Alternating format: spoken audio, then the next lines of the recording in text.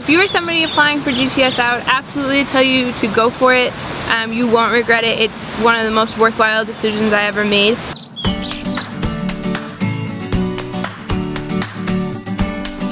I decided 3 weeks before it started to go here. I was super confused, there was stuff going on at home, but the opportunity came up and I just decided to be obedient. And everybody just welcomes you in, and the fear that I had before coming, dissipated. It was really, really awesome. It just makes you feel like you're coming home. Well, if you're hesitating, I would definitely go for it.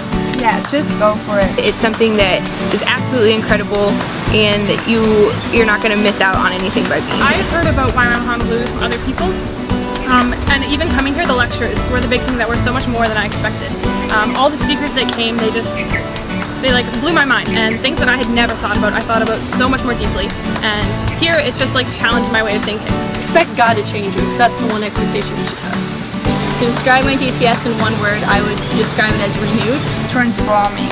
Stretching. Super challenging to see where my faith is at, and pushing towards new growth in my faith and learning more about God. I would say worthwhile.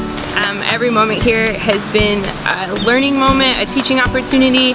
I've made incredible friends. There was a lot of things in my life that God has actually restored and renewed. I don't have to hide behind it anymore, and I don't have to ignore problems. I can face them. Yeah, for me it's very stretching because I got to know myself in a lot of different ways and way better than I used to before. The aspect of family at YWAM Honolulu is huge. We started off with a testimony night, and it was everyone joined around in a circle, and we all talked about our story and how our lives have changed since coming here. And we were all so open and vulnerable that everybody immediately trusted each other. And we all, that was one of the first nights, and we all grew so close in every day-to-day things that we do.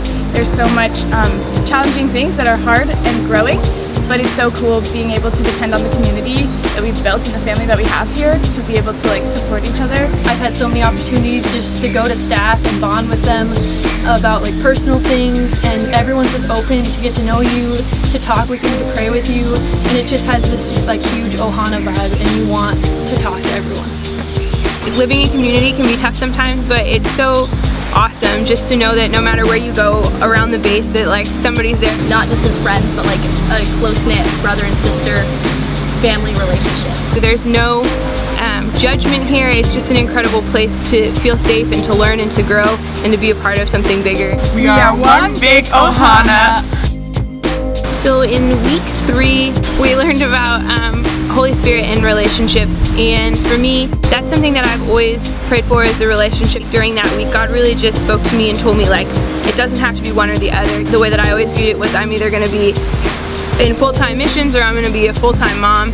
And it was so awesome for God just to be look, I have both for you. You can have both. You can have a life where you have the desires of your heart and you can still serve in my kingdom. It wasn't just one or the other. It's a both. Jesus isn't this or that. He's in everything. We had been reading through the books of Paul, and I was just super excited about the fact that God chose unlikely people to do his work, and he equips unlikely people. And I saw just so much hope in that no matter what I've been through, no matter what mistakes I made, he chose me and he has a purpose for me. Even if I run away from God, God is running after me, and he never turns his back. I was sitting in the kitchen kind of thinking God wasn't big enough to take on my problems, and that I was supposed to do it all by myself. And my kitchen manager told me that God had died on the cross for us.